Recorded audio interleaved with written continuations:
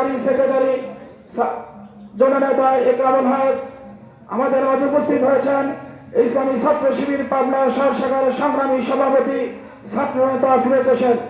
এই পর্যায়ে আপনাদের সামনে বক্তব্য রাখবেন দক্ষিণ পূর্ব এশিয়ার সর্ববৃহৎ ছাত্র সংগঠন, বাংলাদেশের 18 কোটি মানুষের মুক্তির একমাত্র ঠিকানা, বাংলাদেশের মেধাবী ছাত্রদের প্রিয় ঠিকানা, বাংলাদেশ ইসলামী ছাত্র শিবিরের পাবনা শহর শাখার সংগ্রামী সভাপতি বয়সপুরী নামের কৃতি সন্তান ছাত্র নেতা ফিরোজ হোসেনকে বক্তব্য রাখার জন্য সবিনয় অনুরোধ করছি।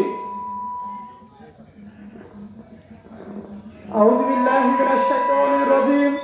বিসমিল্লাহির রহমানির রহিম।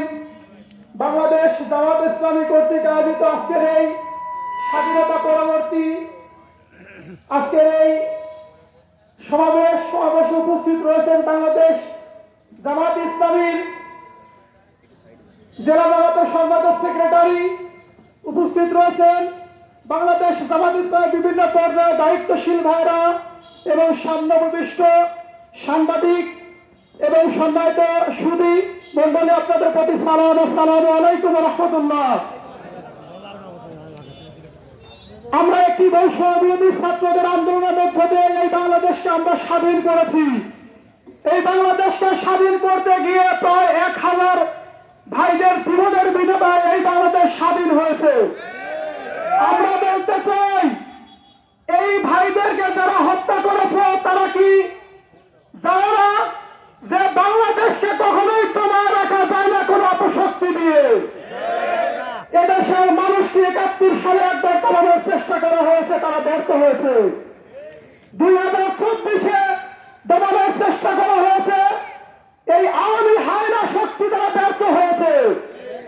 আমরা বলতে চাই, এই বাংলাদেশকে আর দমানোর সুযোগ নেই। এই বাংলাদেশের মানুষ, এদেশের মানুষের রক্তে মিশে আছে বিদ্রোহী কবি কাজী নজরুল। এদেশের মানুষের রক্তে মিশে আছে শেরেবাংলা ফজলুল হক। এদেশের মানুষের রক্তে মিশে আছে শহীদ আল্লামা দেলোয়ার হোসেন সাইদি। এদেশের মানুষের রক্তে মিশে আছে আমাদের সাবেক আমিরে জামাত মতিউর রহমান নিজামী সাহেব। সুতরাং আমরা বলতে চাই, এদেশের মানুষকে কখনো অন্যায়ের মাধ্যমে দমানো যায় না। আমরা এদেশের মানুষকে বলতে চাই, আমরা আর কোন অন্যায় কিন্তু মেনে নিতে পারবো না ইনশাআল্লাহ। আমরা সকল অন্যায়কে আমরা সম্মিলিতভাবে প্রতিহত করবো ইনশাআল্লাহ।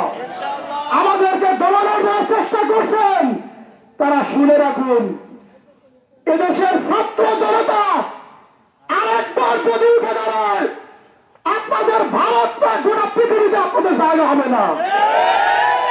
সুতরাং আমরা বলতে চাই, আসুন আমরা কাঁধে কাঁধ মিলিয়ে এই বাংলাদেশকে গড়ার স্বপ্ন দেখি আমরা বাংলাদেশকে গড়তে চাই। আমরা ছাত্র শিবিরের পক্ষ থেকে আপনাদেরকে ধন্যবাদ জানিয়ে আমি আমার সংক্ষেপ কথা এখানে শেষ করছি। আসসালামু আলাইকুম ওয়া রাহমাতুল্লাহ।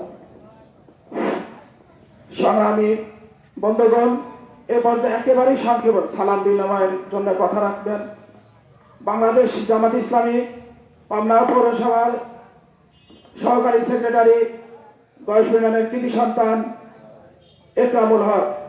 তাকে সংক্ষিপ্ত কথা বলার জন্য অনুরোধ করছি।